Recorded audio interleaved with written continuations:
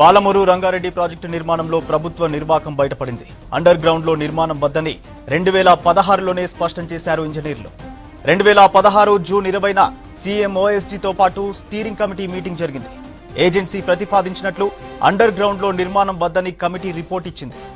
Under ground నిర్మాణం technical గా ఆర్థికంగా వయబుల్ కాదంది కమిటీ. సీఎం ఓఎస్డీ సంతకంతో స్టీరింగ్ కమిటీ ఇచ్చిన రిపోర్టు వెలుగులోకి వచ్చింది. 2016 జూలై 1న నిపుణుల కమిటీ జాయింట్ రిపోర్ట్ ఇచ్చింది. శ్రీశైలం రిజర్వాయర్ కు దగ్గరలో అండర్ గ్రౌండ్ నిర్మాణం సరికాదన్నారు నిపుణులు. భారీ సీపేజ్ ప్రాబ్లం ఉంటుందని కూడా రిపోర్టులో స్పష్టం చేశారు. అయితే నిపుణులు వద్దన్న రీడిజైనింగ్ పేరుతో ఖర్చు పెంచడానికే అండర్ గ్రౌండ్ నిర్మాణం చేపట్టారనే విమర్శలున్నాయి. దీంతో ఇప్పుడు కల్వకుర్తి పంప్ హౌస్ దారుణంగా దెబ్బతింది. వేల కోట్ల నష్టంతో పాటు లక్షలాది ఎకరాలకు సాగునీరు బంద్ అయింది. 19 నియోజకవర్గాల్లో 2000 గ్రామాలకు మిషన్ భగీరథ నీటి సరఫరాకు బ్రేక్ పడింది.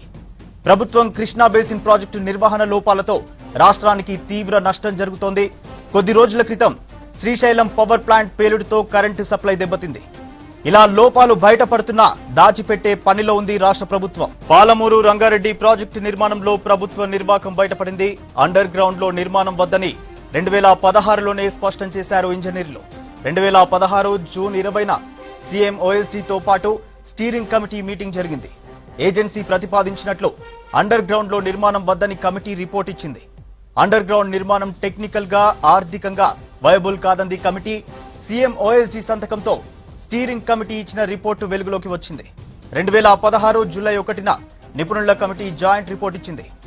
శ్రీశైలం రిజర్వాయర్ కు దగ్గరలో అండర్ గ్రౌండ్ నిర్మాణం సరికాదన్నారు నిపుణులు. భారీ సీపేజ్ ప్రాబ్లం ఉంటుందని కూడా రిపోర్టులో స్పష్టం చేశారు. అయితే నిపుణులు వద్దన్న రీడిజైనింగ్ పేరుతో ఖర్చు పెంచడానికే అండర్ గ్రౌండ్ నిర్మాణం చేపట్టారనే విమర్శలున్నాయి. దీంతో ఇప్పుడు కల్వకుర్తి పంప్ హౌస్ దారుణంగా దెబ్బతింది. వేల కోట్ల నష్టంతో పాటు లక్షలాది ఎకరాలకు సాగునీరు బంద్ అయింది. 19 నియోజకవర్గాల్లో 2000 గ్రామాలకు మిషన్ భగీరథ నీటి సరఫరాకు బ్రేక్ పడింది. ఇక ప్రభుత్వం కృష్ణా బేసిన్ ప్రాజెక్టు నిర్వహణ లోపాలతో రాష్ట్రానికి తీవ్ర నష్టం జరుగుతోంది. కొద్ది రోజుల క్రితం శ్రీశైలం పవర్ ప్లాంట్ పేలుడుతో కరెంటు సప్లై దెబ్బతింది.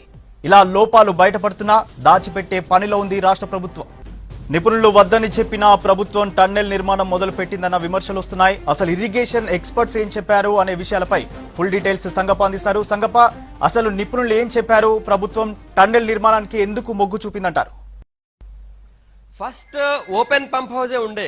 మామూలుగా అన్ని లిఫ్ట్ ఇరిగేషన్ ఎట్లుంటాయో అన్ని లిఫ్ట్ ఇరిగేషన్ ప్రాజెక్టుల లాగానే ఈ పాలమూరు రంగారెడ్డికి సంబంధించినటువంటి ఇంటెక్ వెల్ సంబంధించినటువంటి pump house open pump house ఉండే. ఓపెన్ అంటే నేను చెప్పాను ఇంతకుముందు చెప్పినట్టు నదికి కానీ లేదా ఏదైనా రిజర్వాయర్ నుంచి కానీ ఒక అప్రోచ్ కెనాల్ ఒక కాలువ తవ్వుకొచ్చి ఒక దగ్గర ఎక్కడైతే డీప్ తీసుకొస్తే నీళ్లు వస్తాయి కాలువ నుంచి, అక్కడ మోటార్లు పెట్టి పంప్ సెట్లు పెట్టి నీళ్లు లిఫ్ట్ చేసి వేరే దగ్గరికి పంపిస్తారు. ఇది ఓపెన్ పంప్ హౌస్ అంటారు. అయితే ఇట్లా కాకుండా కాంట్రాక్టర్ కి మాత్రం ఓపెన్ పంప్ హౌసే ఫైనల్ అయింది. అది కూడా కల్వకుర్తి లిఫ్ట్ ఇరిగేషన్ కి తూర్పు దిశ, దాని పక్కన అనమాట, దాని ఏరియాలోనే కల్వకుర్తి లిఫ్ట్ ఇరిగేషన్ కి తూర్పు దిశన 1 కిలోమీటర్ బావు దూరంలో 2 గుట్టలు ఉంటాయి, పెద్ద పెద్ద కొండలు. ఆ కొండల మధ్యలో ఇక్కడ ఇది ఓపెన్ పంప్ హౌస్ కట్టండి అని చెప్పి ఫస్ట్ చెప్పారు. దానికి కాంట్రాక్టర్ ఓకే అన్నారు. ఆ తర్వాత ఏమైందేమో తెలియదు, 3-4 నెలల్లో ఒక్కసారి ఆ కాంట్రాక్టర్ ప్రభుత్వం ముందు ఒక ప్రపోజల్ పెట్టాడు. నేను అండర్ గ్రౌండ్ పంప్ హౌస్ కడతాను అని చెప్పి ఒక పెద్ద సొరంగం తవ్వి సొరంగంలోని పంప్ హౌస్ కడతాను, దానివల్ల ఏది ఎక్కువ నీళ్ళు వస్తాయి, తర్వాత ఈజీగా ఉంటుంది, సమ్ కథలు ఏదో చెప్పాడు ఆయన. అయితే నిజానికి కల్వకుర్తి లిఫ్ట్ ఇరిగేషన్ అయితే ఈ పంప్ హౌస్ ఉందో పంప్ హౌస్ నుంచి నీళ్ళని తోడి పైన ఒక రిజర్వాయర్ కట్టారు, ఎల్లూరు రిజర్వాయర్. ఫస్ట్ ఈ కల్వకుర్తి లిఫ్ట్ ఇరిగేషన్ దాంట్లో ఫస్ట్ రిజర్వాయర్ అనమాట. కింద నుంచి నీళ్లు తోడి పైన హౌస్ లో పోసినట్టు పైన ఒక ఎల్లూరు రిజర్వాయర్ ఉంటుంది, ఎల్లూరు రిజర్వాయర్ లో పోస్తారు. అయితే పాలమూరు రంగారెడ్డిదేమో దాని పక్కనే ఉంటుంది ఇంటెక్ వెల్, దాని పక్కన నార్లాపూర్ రిజర్వాయర్ ఉంటుంది. ఇక్కడ పక్కన ఒక హౌస్ ఉంటుంది పెద్దది, అటు పక్కన ఇంకో హౌస్ లాంటిది అనమాట. నార్లాపూర్ రిజర్వాయర్ లో నీళ్లు పోయాలి. అయితే ఫస్ట్ నార్లాపూర్ రిజర్వాయర్ కి డైరెక్ట్ గా నీళ్లు తీసుకొచ్చి పోసే విధంగా ప్లాన్ చేశారు. అయితే కాంట్రాక్టర్ ఏం చేశాడంటే దాన్ని అండర్ గ్రౌండ్ చేస్తా అని చెప్పి తూర్పు దిశన ఉన్నటువంటి పంప్ హౌస్ ని తీసేసి పశ్చిమ దిశన అంటే వెస్ట్ సైడ్ తీసుకొచ్చాడు దాని ఎగువన. తర్వాత దాని పక్క నుంచి సరిగ్గా దాని దగ్గరలో అనమాట, దాని దూరంగా ఉన్న దాన్ని తీసుకు వదిలేసి దాని పక్కనే దాని సంకలోనే ఇంకోటి సొరంగం తవ్వి అక్కడ ఒకటి మోటార్ పెట్టాలని ప్లాన్ చేశారు. ఇప్పుడు ఏమైంది, దాని పక్కనే ఉండడం వల్ల అది అండర్ గ్రౌండ్ బ్లాస్టింగ్స్ చేస్తుండడం వల్ల అదొక పెద్ద ప్రమాదం అని చెప్పి ఆల్రెడీ ఇంజనీర్స్ గుర్తించి ఎక్స్పర్ట్స్ గుర్తించి వద్దు వద్దని చెప్పి గవర్నమెంట్ చెప్పారు. గవర్నమెంట్ ఏం చేసింది, సరే ఆ కాంట్రాక్టర్ ఏమో అండర్ గ్రౌండ్ అవుతా అని చెప్పి ఎక్కువ అడుగుతున్నాడు, ఎక్స్పర్ట్ ఇంజనీర్లు వద్దంటున్నారు అని చెప్పి ఎక్స్పర్ట్ కమిటీ వేసింది గవర్నమెంట్. ఎక్స్పర్ట్ కమిటీలో ఇరిగేషన్ కి సంబంధించినటువంటి ఓఎస్డి, అప్పుడు ఉన్నటువంటి ఓఎస్డి, తర్వాత ఇరిగేషన్ ఎక్స్పర్ట్స్, తర్వాత ఇరిగేషన్ ఆఫీసర్స్, తర్వాత వీళ్ళందరూ కూడా ఉన్నారు. వాళ్ళందరితో పాటు ప్రిన్సిపల్ సెక్రటరీ ఇరిగేషన్ కూడా ఈ లాస్ట్ మీటింగ్ లో పాల్గొన్నాడు. అందరు కూడా జూన్ 26వ తేదీ 2016లో ఆ మీటింగ్ జరిగి ఆ రోజు రిపోర్ట్ ఇచ్చారు. ఏంటంటే ఎట్టి పరిస్థితిలో కూడా కేఎల్ఐ పక్కన కల్వకుర్తి లిఫ్ట్ ఇరిగేషన్ పక్కనే అండర్ గ్రౌండ్ పంప్ హౌస్ పెట్టడం కరెక్ట్ కాదు. ఒకవేళ మీరు సొరంగం తవ్వడం కోసం బ్లాస్ట్ చేస్తే కల్వకుర్తి లిఫ్ట్ ఇరిగేషన్ ప్రాజెక్ట్ కు ప్రమాదం వస్తుంది. ఆ బ్లాస్ట్ వల్ల Kalwakurthy lift irrigation pump house break అవుతుంది, దానికి బద్దలైపోతుంది సీసీ వర్క్ అంతా. దానివల్ల కల్వకుర్తి లిఫ్ట్ ఇరిగేషన్ ప్రాజెక్ట్ కే ప్రమాదం అని చెప్పి వాళ్ళందరూ హెచ్చరించారు. అంతేకాకుండా ఇప్పుడు ఏదైతే ముందే కాంట్రాక్టర్ ఫిక్స్ చేసుకున్నాడో అది చాలా ఈజీగా ఉంది, తక్కువ ఖర్చులో అవుతుంది, పైగా మనకి వేరే ఇష్యూస్ ఏం లేవు అంటే అప్పుడు వాళ్ళు ఏం చెప్పారంటే ఫారెస్ట్ డిపార్ట్మెంట్ ఇష్యూస్ వస్తాయని చెప్పారు. ఫారెస్ట్ డిపార్ట్మెంట్ పక్క అక్కడ కొండలు ఉంటాయి, కొండల మీద అంతా ఫారెస్ట్ డిపార్ట్మెంట్ ఏరియా నిజానికి కూడా. అయితే ఫారెస్ట్ డిపార్ట్మెంట్ కన్విన్స్ చేసి వీళ్ళు కరెక్ట్ గా చెప్పినట్టు కొద్ది అప్రోచ్ కెనాల్ కి సంబంధించినటువంటి ఏరియా మాత్రమే లాస్ అవుతుంది. ఆ లాస్ అయ్యేంత ఏరియా ఎన్నైతే చెట్లు పోతాయో దానికి 2 రెట్లో 3 రెట్లో గ్రీన్ ట్రిబ్యునల్ లేకపోతే ఫారెస్ట్ డిపార్ట్మెంట్ నామ్స్ ఉన్నాయో దాని ప్రకారం వేరే దగ్గర మొక్కలు పెడతామంటే ఈ టెన్షనే లేదు. మామూలుగా ఫారెస్ట్ డిపార్ట్మెంట్ ల్యాండ్ ని మనం ఒక దగ్గర తీసుకున్నట్టయితే దానికి డబుల్ ల్యాండ్ లో మొక్కలు పెడితే దానికి ఫారెస్ట్ డిపార్ట్మెంట్ ఒప్పుకుంటుంది. అట్లాంటి అవకాశం చాలా ఉంది అక్కడ, నిజానికి గవర్నమెంట్ ల్యాండ్ కూడా చాలా ఉంది పక్కన. అయితే దానికి సాకు చూపించి కాదు మేము అండర్ గ్రౌండ్ చేస్తామని చెప్పి ఆయన అనడము, గవర్నమెంట్ దానికి ఓకే చేయడము దాదాపు రెడీ అయిపోయింది. అప్పుడు వెంటనే వీళ్ళందరూ ఆబ్జెక్షన్ చేస్తున్నారని చెప్పి ఎక్స్పర్ట్ కమిటీతో పాటు బెంగళూరులో ఉన్నటువంటి జాతీయ సంస్థ, అది మొత్తం రాక్ బ్లాస్టింగ్ సంబంధించి భారతదేశం మొత్తంలోనే అది ఒక గొప్ప ఎక్స్పర్టైజ్, తర్వాత అక్యురేట్ ఇన్ఫర్మేషన్ ఇచ్చేటువంటి సంగప్ప. ఒక నిమిషం మీరు లైన్ లోనే ఉండండి. రైట్ గా ఇదే విషయంపై మనతో మాట్లాడేందుకు మాజీ మంత్రి కాంగ్రెస్ సీనియర్ నేత నాగం జనార్దన్ రెడ్డి గారు ఫోన్ లైన్ లో ఉన్నారు. జనార్దన్ రెడ్డి గారు నమస్తే అండి. ఈ టెక్నికల్ కమిటీ వద్దని చెప్పినా కూడా ప్రభుత్వం అండర్ టన్నెల్ నిర్మాణం చేయడానికి అసలు కారణాలు ఏంటంటారు? కారణాలు కరప్షన్, వేరే ఇంకేం కారణం ఉంటుందండి? ఇప్పుడు ఒక్కసారి కూర్చోలేదండి స్టీరింగ్ కమిటీ దగ్గర 3-4 సార్లు కూర్చొని 3-4 సార్లు కూడా వాడు ఎన్నిసార్లు రిక్వెస్ట్ చేసినా అన్నిసార్లు రిజెక్ట్ చేసింది. దాంట్లో ఈ మన ఇంజనీరింగ్ చీఫ్ గారు కానీ వీళ్ళందరు మెంబర్లే మొత్తం టోటల్ గా దాంట్లో ఉన్నప్పుడు కూడా వాళ్ళు మళ్ళీ ఈయన ఒక ఏజెంట్ ఎవరైతే ఉన్నారో ఆ ఏజెన్సీ ఏదైతే ఉందో దాన్ని ఏం చేసిందంటే నిర్మాణేటోడు national institute of rock mechanics వాళ్ళు బెంగళూరు వాళ్ళు ఒక ఆఫీసర్ని పంపిస్తే ఆయన వచ్చి చూసి ఈ 300 మీటర్ల దూరంలో కట్టొద్దు, ఇది డేంజర్ అవుతుంది అని చెప్పిండు. సుబ్బారెడ్డి గారు కూడా ఆయన ఎక్స్పర్ట్, మన శ్రీశైలం డ్యామ్ లో పనిచేసిండు. ఆయన కూడా అంటే అప్పుడు పవర్ జనరేషన్ దాంట్లో ఆయన కూడా వద్దని చెప్పిండు. చెప్పిన తర్వాత వీళ్ళు ఒక రాక్ మెకానిక్స్ ఇడిచిపెట్టి ఈ కాంట్రాక్టర్ ఏవైతే నవయ్యగా ఉన్నాడో ఆయన ఏం చేసినాడంటే ఆయన దగ్గర జీతం చేసేటోడు ఒక జియో ఫిజిస్ట్ ఉంటే వాని దగ్గరికే లెటర్ పెట్టిండు. ఎవరికి పెట్టిండు? ఈ మన మురళీధరరావు గారు ఈఎన్సీ గారికి, ఇంకా మంత్రులను ఇట్లా అందరినీ ఆ రోజు ఉన్న హరీశ్వరరావుని ఇట్లా కలిసిండు, కృష్ణారావు కూడా కలిసిండు.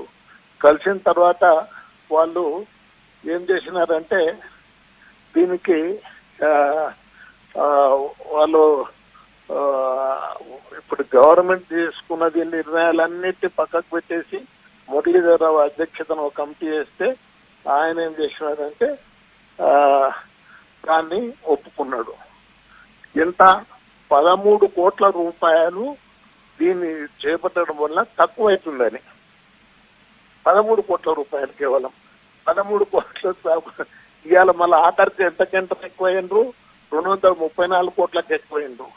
ఆయన 800 అంటే ఫీట్లకు వెళ్ళి నీళ్లు దోడేది ఉంటే ఇవాళ 824 ఫీట్లకు వెళ్ళి, అంటే ఈ 234 కోట్లు, అది ఒక 100-150 కోట్లు.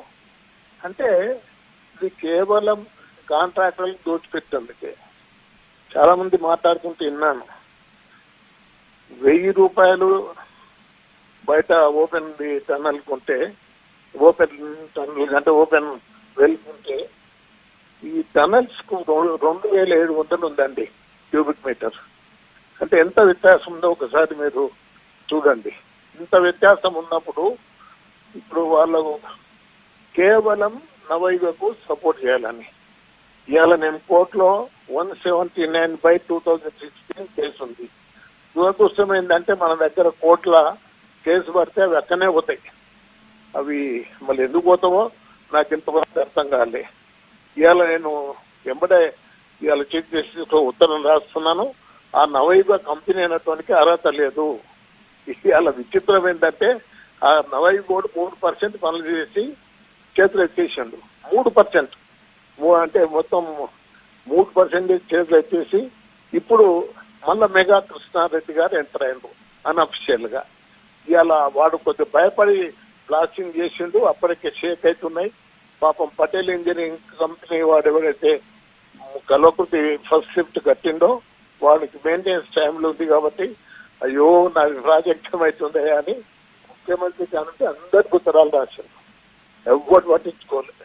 ఆఖరికి వస్తే ఏమైంది? ఇలా నేను చెప్పింది నిజమైంది కదా, నేను వేసిందే కోట్ల కేసు వేసింది నిజమైంది కదా. ఇవాళ వీళ్ళ కరప్షన్ ఏ స్థాయికి వచ్చిందంటే మొత్తం ఇవాళ అది ఎట్లా రిపేర్ చేస్తారు వీళ్ళు. ఇంకొక విషయం కూడా చెప్పదలుచుకున్నాను. 2-3 మిల్లీమీటర్లు బేస్ కదిలితే కూడా కల్వకుర్తి లిఫ్టిగేషన్ లో మోటార్ అది బ్లాస్టింగ్ లా అసలు అది పని చేయకుండా పోతాయి. అది కూడా రాసిన ముఖ్యమంత్రికి 10 ఉత్తరాలు రాసిన, 5/10/2016 రాసిన, 29/2 రాసిన, 17 వరుసగా మొత్తం 10 ఉత్తరాలు రాసిన ముఖ్యమంత్రి పట్టించుకోలేదు. ఇవాళ నేను ఒకటి అడుగుతున్నాను, ఒక డిమాండ్ చేస్తున్నాను. మీరు ఏమండి మీరు ఫారెస్ట్ ల్యాండ్ పోతుంది, ఫారెస్ట్ క్లియరెన్స్ లేకుండానే, ఫారెస్ట్ డిపార్ట్మెంట్ క్లియరెన్స్ లేకుండా తవ్వుతున్నారని చెప్పి మీరు ఆబ్జెక్షన్ చేయడం వల్లనే మీరు అండర్ గ్రౌండ్ పోవాల్సి వచ్చిందని చెప్పి ఒక మంత్రి అంటుండే. వాడిని ఏమన్నా చెప్పు తీసుకొని తక్కువని చెప్పండి. నేను ఫారెస్ట్ డిపార్ట్మెంట్, నేను ఆ రోజు ఉన్న కలెక్టర్, మామనార్ కలెక్టర్, ఆమె కలిసి మొత్తం అరేంజ్మెంట్ చేసింది. ల్యాండ్ ఆల్టర్నేట్ ల్యాండ్ అరేంజ్మెంట్ చేసింది. మొత్తం ల్యాండ్ హ్యాండ్ ఓవర్ చేసింది. 500 ఎకరాల్లో మొత్తం చెట్లు నరికేసిండ్రు వీళ్ళు దత్తులు.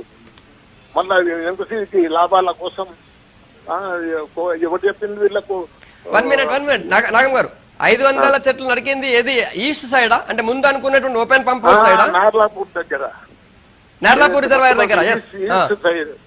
ఈస్ట్ సైడ్ ఒక 1.25 కిలోమీటర్ సైడ్ దాంట్లో చెట్లు కూడా నరికేసిండ్రు. దాని మీద కూడా కేసు అయింది. అది వాళ్ళ దానికి కూడా వాళ్ళతో నేను పోయి పక్షణాలకు పోయి ప్రిన్సిపల్ కన్జర్వేటర్ ఆఫ్ ఫారెస్ట్ తో మాట్లాడొచ్చిన, 4 లెటర్లు పెట్టినా. మీరు దయచేసి మీరు దీన్ని మాకు చాలా ఇంపార్టెంట్ ప్రాజెక్టు, దీనికి మాకు అర్థం చెప్పకండి అని. నేను కోర్టులో ఏ కేసు వేసినా నేను స్టాప్ చేయమని ఎక్కడ అడిగినా ఈ ముఖ్యమంత్రికి నేను హెచ్చరిస్తున్నా, నువ్వు శని లెక్క దాపరించింది ముఖ్యమంత్రి తెలంగాణ రాష్ట్రాన్ని. ఇలా ముఖ్యమంత్రి ఇలా మొదలైదా ఒకట ఎన్నేళ్ళు అయినా వారు తిట్టారాయి, 13లో తిట్టారాయన. ఎందుకు వాడిని ఉంచుకుంటున్నాను? మరి ఇటువంటి నీకు అన్నిటికీ ఏవి కావాలంటే వీటికి సంతకాలు పెడుతుంటారు. వానికి ఏ అర్హత లేదు, వానికి అధికారం లేదు. కానీ ఒక్క నిమిషం అండి, ఇప్పుడు ఇట్లా తప్పుడు ప్రచారాలు చేస్తే మాత్రం అది నేను కొద్దిగా ఎక్సెస్ మాట్లాడినా ఏమనుకోకండి, తప్పు కదా. నేను ఒక్కటి ఏదైనా ప్రాజెక్ట్ ఆపమని కానీ ఫారెస్ట్ క్లియరెన్స్ నేను ఇంటర్ఫియర్ అయితే, ఇప్పుడు వాళ్ళ సంకల జరిగింది చూడు, వాళ్ళ సంకల ఒక ఆయన చేరిండు హర్షవర్ధన్ అని ఎమ్మెల్యే, ఆయన వేసింది చేసింది, నేను వేయలేదు అని మీద, నేను అవినీతి మీద వేసిన. ఇవాళ ఇంకొకటి కూడా చెప్తున్నా, ఈ పాలమూరు రంగారెడ్డిలో ఇప్పుడు వీళ్ళు ఎంత దుర్మార్గంగా వ్యవహరిస్తున్నారంటే, పాలమూరు రంగారెడ్డిలో ఇప్పుడు ఈ ప్రాజెక్ట్ ఇవాళ వాళ్ళకి పూర్తి చేయాలని లేదు, మొత్తం సామర్థ్యాన్ని తగ్గించేసిండ్రు, పూర్తి సర్వం నాశనం చేసేస్తున్నారు. వెంటనే వాడిని అరెస్ట్ చేయాలి. ఎవరిని? ఈఎన్సీ వాడు మురళీధరరావును అరెస్ట్ చేయండి. ఎవడ కాంట్రాక్ట్ ఇచ్చిన జియో ఫీజు ఇస్తాం, రాక్ మెకానిక్స్ సర్టిఫికెట్లను పక్కకు పెట్టి గవర్నమెంట్, నేషనల్ గవర్నమెంట్ కి సంబంధించిన వాడిని ఏజెన్సీ వాడిని అంటే ఒక జియో ఫీజు ఇస్తే దాన్ని యాక్సెప్ట్ చేస్తారు. మీరు విద్యలలో మీరు అనుకుంటున్నామో జైలుకు దొల్లిచ్చేసి పెట్టా మొత్తం. ఇవాళ హరీశ్వరరావు గాని కృష్ణారావు గాని అడుగుతుంది దీంట్లో. వాళ్ళు ఇంత నాటకం ఆడిన వాళ్ళు ఇద్దరే. అందుకోసం ఇవాళ ఈ మురళీధరరావు వాళ్ళకి తోడేయండి.